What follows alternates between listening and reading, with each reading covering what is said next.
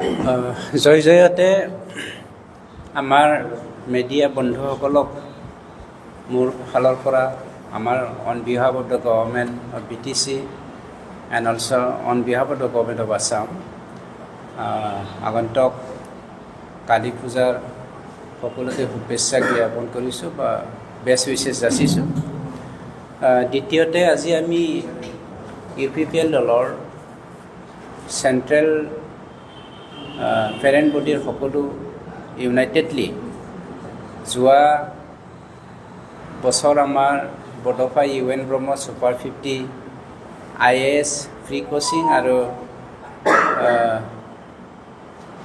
বড'ফা super 50 engineering আৰু মেডিকেলৰ যি ফ্ৰী কোচিং আমি দিয়া হৈছিলে তাৰে এই বছৰ APSC এক্সামত যিসকল আপোনাৰ প্ৰিলিমছ আৰু মেইন এক্সামত বহি উত্তীৰ্ণ হ'ব পাৰিছে এই বিষয়ে আমি অলপমান আপোনালোকৰ মিডিয়াৰ যোগেদি আমাৰ বিটিআৰবাসী তথা আমাৰ অসমবাসীক আমি জনাব বিচাৰিছোঁ। কিয়নো আমি যিমানখিনি আঁচনি লৈছোঁ এই আঁচনিৰ দ্বাৰা স্পেচিয়েলি আমি বড়োলেণ্ড অঞ্চলৰ শান্তিৰ কামনাৰে আৰু উন্নতি বা প্ৰগতিৰ কামনাৰে আমি কাম কৰি আছোঁ।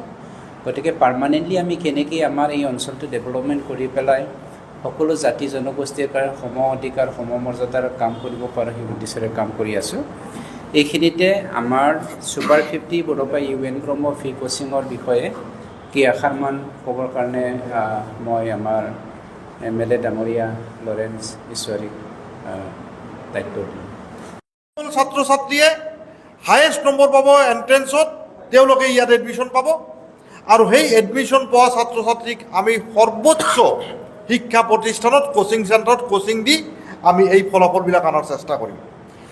আজি আমি আহ্বান জনাইছোঁ বিটিআৰবাসীক যে সকলোৱে প্ৰাৰ্থনা কৰিব লাগে যে আজি যি এই 16গৰাকী ছাত্ৰ ছাত্ৰী বড়োলেণ্ড ছুপাৰ 50 মিছনৰ অধীনত উত্তীৰ্ণ হৈছে, অকল সেয়াই নহয়, আজি এই অঞ্চলত আমাৰ চৰকাৰ অহাৰ পিছত আপোনালোকে লক্ষ্য কৰিছে যে যি সময়ত চিৰাং জিলা মেট্ৰিক আৰু হায়াৰ ছেকেণ্ডেৰী পৰীক্ষাৰ ফলাফল ঘোষণাৰ লগে লগে একেবাৰে সৰ্বনিম্ন স্থানত বছৰৰ পিছত বছৰ আছিলে, বাক্সা জিলা সৰ্বনিম্ন স্থানত আছিলে, কোকৰাঝাৰ কেতিয়াও 20 নম্বৰ স্থানৰ ওপৰত গুচি যাব নোৱাৰে, ওদালগুৰি কেতিয়াও ওপৰফালে আমি যাব নোৱাৰোঁ, সেই ঠাইত বাক্সা জিলা আজি ছায়েন্স ষ্ট্ৰীমৰ হায়াৰ ছেকেণ্ডেৰী ছায়েন্সত অসমৰ ভিতৰত শীৰ্ষস্থান দখল কৰিছে, ফাৰ্ষ্ট পজিশ্যন লৈছে।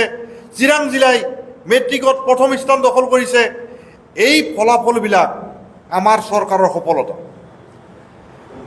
এই পৰিৱেশটো আমি দিয়াৰ চেষ্টা কৰিছোঁ আৰু আজি যিসকলে পাছ কৰিছে মাত্ৰ আমাৰ ছুপাৰ 50 মিছনৰ অধীনত নহয়, আমি যিটো পৰিৱেশ দিছোঁ এই পৰিৱেশৰ ফলশ্ৰুতি আপোনালোকে লক্ষ্য কৰিব যে 133গৰাকী আমাৰ ছুপাৰ 50 মিছনকে ধৰি অন্যান্যসকলে 133গৰাকী বিটিআৰৰ বড়ো সম্প্ৰদায়ৰ ল'ৰা ছোৱালী আজি এই APSC মেইনছ পৰীক্ষা ক্লিয়াৰ কৰিছে।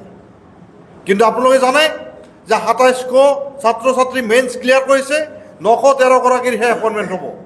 আমি বিটিআৰবাসীক আহ্বান জনাম যে সকলোৱে প্ৰাৰ্থনা কৰক যে আমাৰ বিটিআৰৰ পৰা যিসকলে নেকি এই পৰীক্ষাত পাছ কৰিছে, মেইনছ পৰীক্ষাত পাছ কৰিছে, তেওঁলোকে যাতে ভাইভাটো ভাল ৰিজাল্ট কৰি সকলোৱে যাতে এপইণ্টমেণ্ট পায় সেই প্ৰাৰ্থনা কৰাৰ কাৰণে আমি আহ্বান জনাব বিচাৰিছোঁ। তাৰ লগে লগে আমি এটা কথা কৈছোঁ যে এই চৰকাৰে বৰ্তমান চৰকাৰে যিখিনি নেকি উন্নয়নমূলক কাম কাজ কৰি আছে, এই উন্নয়নমূলক গতিধাৰা, শৈক্ষিক উন্নয়নৰ যি গতিধাৰা, এই গতিধাৰা আগুৱাই লৈ যোৱাৰ কাৰণেও ৰাইজে প্ৰমোদ বড়ো ডাঙৰীয়া বা UPPLৰ লগত থাকিব লাগে, সেই আহ্বানটো আমি জনাইছোঁ যাতে এই কাম কাজখিনি আৰু আগুৱাই লৈ যাব পাৰোঁ। এইখিনিয়ে কৈ আজিৰ অনুষ্ঠান এটা বিটিআৰৰ কাৰণে আনন্দৰ বিষয়। আনন্দৰ বিষয় এই কাৰণে যে হাগ্ৰামাৰ যি 17 বছৰীয়া শাসন বা তাৰ আগত যি ধৰণৰ এটা পৰিৱেশ আছিলে সেই পৰিৱেশৰ পৰা আমি মুক্তিৰ দিশে আগবাঢ়িছোঁ। সকলো নিগেটিভ কথা বতৰাবিলাক আলোচনা বিলোচনাৰ মাজত আজি বিটিআৰ অঞ্চলত আমাৰ পাৰ্টি ক্ষমতাত অহাৰ পিছত, প্ৰমোদ বড়োৰ নেতৃত্বত ক্ষমতাত অহাৰ পিছত ইয়াত পৰিৱেশটো কেনেকুৱা ধৰণৰ দ্ৰুত শৈক্ষিক পৰিৱেশটো কেনেকৈ উন্নতিৰ দিশত গৈ আছে আপোনালোকে লক্ষ্য কৰিছে। কিন্তু কিছুমান অপশক্তি যিসকলে এই অঞ্চলত মদৰ ৰাজনীতি কৰি মানুহক ধ্বংসমুখী কৰাৰ চেষ্টা কৰে, যুৱ সমাজক ধ্বংস কৰক, সেই ধৰণৰ প্ৰচেষ্টা চলাই তেওঁলোকে ইয়াত শংকিত হৈছে আৰু এইকাৰণে UPPLক যথেষ্ট আক্ৰমণৰ চেষ্টা কৰি আছে। এই অঞ্চলত মানে এটা পৰিৱেশ সৃষ্টি হৈ আছিলে, যি পৰিৱেশটো হৈছে যে যিটো আমাৰ প্ৰবাদ বাক্য পেন ইজ মাইটাৰ দেন শ্বৰ্ট, কিন্তু আজি আমাৰ ইয়াত হৈ গৈছিলে শ্বৰ্ট ইজ মাইটাৰ দেন পেন। কিন্তু আমি সেই পৰিৱেশৰ পৰা মুক্তি বিচাৰিছোঁ আৰু ইয়াৰ ছাত্ৰ ছাত্ৰীসকলক তুলি আনিছোঁ। তুলি অনাৰ কাৰণে আমাৰ প্ৰমোদ বড়ো ডাঙৰীৰ নেতৃত্বত আমাৰ UPPL চৰকাৰে অশেষ চেষ্টা কৰি আছে আৰু তাৰ ছুপাৰ 50 মিছনৰ ইতিমধ্যে ফলাফল যোৱাবাৰ যেতিয়া নেকি IIT NITত বড়োলেণ্ড ছুপাৰ 50 মিছনৰ 50গৰাকী ছাত্ৰ ছাত্ৰীৰ ভিতৰত IIT আৰু NITবিলাকত 9গৰাকী ছাত্ৰ ছাত্ৰী আজি পঢ়া শুনা কৰি আছে। আপোনাৰ বিভিন্ন ইঞ্জিনিয়াৰিং ইনষ্টিটিউটবিলাকত 22গৰাকী ছাত্ৰ ছাত্ৰীয়ে পঢ়া শুনা কৰি আছে। এইটো আমি কল্পনা কৰিব পৰা নাছিলোঁ যে চৰকাৰী উদ্যোগত এনেকুৱা ধৰণৰ কাম হ'ব পাৰে। আজি আপোনালোকে যদি চায় যে আমাৰ বড়োলেণ্ড ছুপাৰ 50 মিছনৰ অধীনত আমি মোটামুটিভাৱে 50জন ছাত্ৰ ছাত্ৰীক তুলি লৈছিলোঁ, প্ৰমোদ বড়ো নেতৃত্বাধীন চৰকাৰে তুলি লৈছিল আৰু তেওঁলোকক সৰ্বোচ্চ কোচিং দিয়াৰ মাজেদি ইতিমধ্যে 37জনে আপোনাৰ প্ৰিলিমছ পাছ কৰিছে, কিন্তু বিভিন্নজনে 10গৰাকীয়ে তেওঁলোকে নিজৰ প্ৰিপেৰেশ্যনটো কমপ্লিট কৰিব নোৱাৰাৰ কাৰণে সম্ভৱতঃ পৰীক্ষাত নবহিলে, কিন্তু মেইনছ দিয়া 27গৰাকীৰ ভিতৰত 16গৰাকীয়ে পাছ কৰিছে, অৰ্থাৎ 59.29% আমাৰ ছাকচেছ ৰেট। এনেকুৱা অভূতপূৰ্ব ফলাফল APSC পৰীক্ষাত কোনেও কেতিয়াও প্ৰদৰ্শন কৰিব পৰা নাই। প্ৰথম বিষয়টো হৈছে যে চৰকাৰী প্ৰচেষ্টাৰে ইয়াৰ পিছপৰা অঞ্চলৰ ছাত্ৰ ছাত্ৰীসকলক প্ৰশাসনীয় সেৱা বিষয়া বনোৱাৰ প্ৰয়াস, এইটো এটা BTR গভৰ্ণমেণ্টৰ বাদে বাকী গভৰ্ণমেণ্টে কেতিয়াও আমি কৰা দেখা নাই। কিন্তু এই যি প্ৰচেষ্টাটো যেতিয়া নেকি আমি হাতত লৈছিলোঁ তেতিয়া বিভিন্নজনে বিভিন্ন ধৰণৰ সমালোচনা কৰিছিলে, আজিও সমালোচনা হৈ আছে, কিন্তু তেওঁলোকে আজিৰ ফলাফলৰ পিছত নিশ্চিতভাৱেই আমি BTR বাকীক আহ্বান জনাম যে আপোনালোকৰ ল'ৰা ছোৱালীবিলাকক বড়োলেণ্ড ছুপাৰ 50 মিছনত এডমিশ্যন লোৱাৰ কাৰণে উদ্বুদ্ধ কৰক। ট্ৰেন্সপাৰেণ্ট ৱেত আমি মানে এডমিশ্যন দি আছোঁ, কোনো ধৰণৰ হস্তক্ষেপ নাই। BTR চিফেও কোনো ধৰণৰ এজন মানুহৰ চুপাৰিচ নকৰে যে তাৰ বাবে আমি তেওঁলোকক অভিনন্দন জনাইছোঁ আৰু আমি এই সময়ত BTRৰ চিফ প্ৰমোদ বড়ো ডাঙৰীয়াক ধন্যবাদ জ্ঞাপন কৰিছোঁ।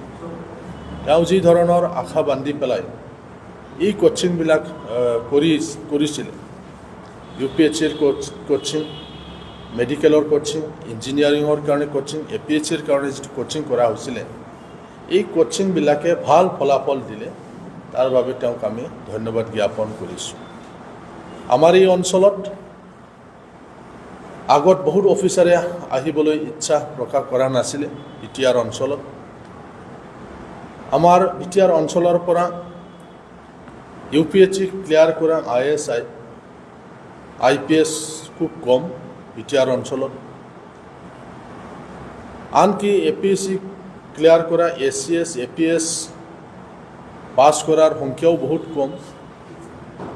আৰু আমাৰ এই অঞ্চলত BTR অঞ্চলত চৰকাৰী উচ্চ পদস্থ বিষয়াসকলে আহিবলৈ অনীহা প্ৰকাশ কৰিছিল এটা সময়ত, কিন্তু এতিয়া সলনি হৈছে, যিহেতু এটা পিচফুল এটমস্ফিয়াৰ ইয়াত আহিল।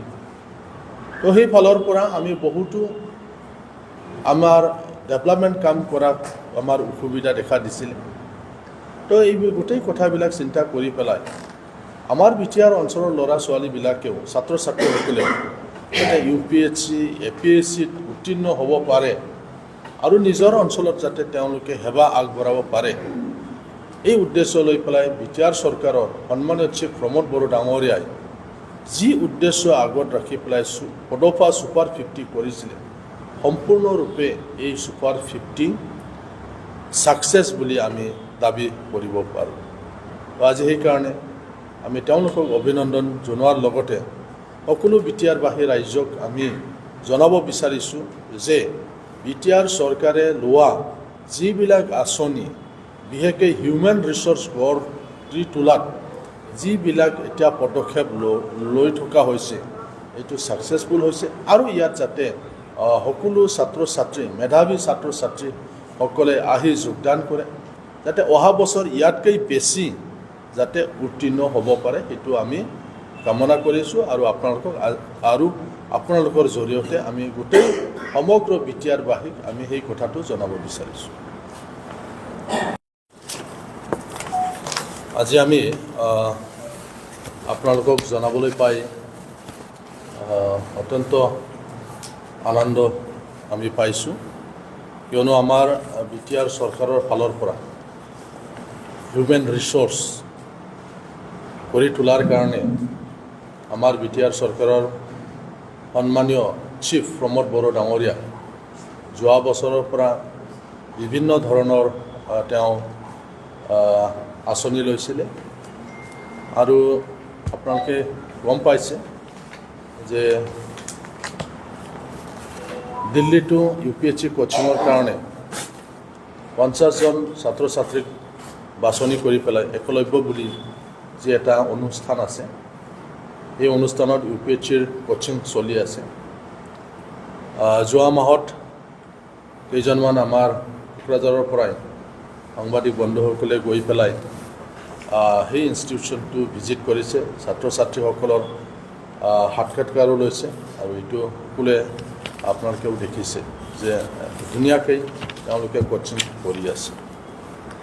ইয়াৰ বাদেও সুপাৰ 50 ইঞ্জিনিয়াৰিং কোচিং কৰা হৈছিলে আমাৰ কোকৰাঝাৰৰ ডিষ্ট্ৰিক্ট লাইব্ৰেৰীত কৰা হৈছিলে আৰু তেওঁলোকে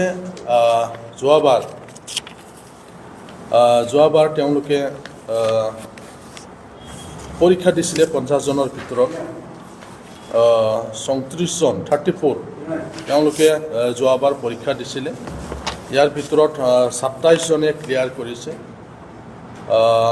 ইয়াৰ ভিতৰত আমাৰ IIT JEE আৰু NEET মুঠ আমাৰ ইয়াত 27জনে তেওঁলোকে বিভিন্ন যি ইঞ্জিনিয়াৰিং যি ইনষ্টিটিউশ্যন আছে ইয়াত অলৰেডি তেওঁলোকে নামভৰ্তি কৰিছে। ইয়াৰ পিছত আপোনালোকে দেখিছে যে আকৌ সুপাৰ 50 MBBS কোচিঙৰ কাৰণে গুৱাহাটীত থকা LNG ইনষ্টিটিউশ্যন আছে ইয়াতো পঠিয়াই দিয়া হ'ল। তো এই কোচিঙো চলি আছে। ইয়াৰ মাজত যোৱাকালি যিটো আমাৰ APSCৰ যিটো ৰিজাল্ট ওলালে তাত আপোনালোকে দেখিছে যে আমাৰ এই কোচিং কৰি থকা ছাত্ৰ ছাত্ৰীসকলে তেওঁলোকে 27জনে তেওঁলোকে পৰীক্ষাটো দিছিলে আৰু ইয়াৰ ভিতৰত এতিয়া 16জনে তেওঁলোকে পাছ কৰিছে। তো আমি তেওঁলোকক অভিনন্দন জনাইছোঁ। তেওঁলোকে বিটিআৰ চৰকাৰৰ ফালৰ পৰা যি কোচিং অনুষ্ঠান আছিলে এই কোচিং অনুষ্ঠানত আহি পেলাই পৰীক্ষা দি পেলাই 27জনে তেওঁলোকে মেইনছ পৰীক্ষা দিছিলে। ইয়াৰ ভিতৰত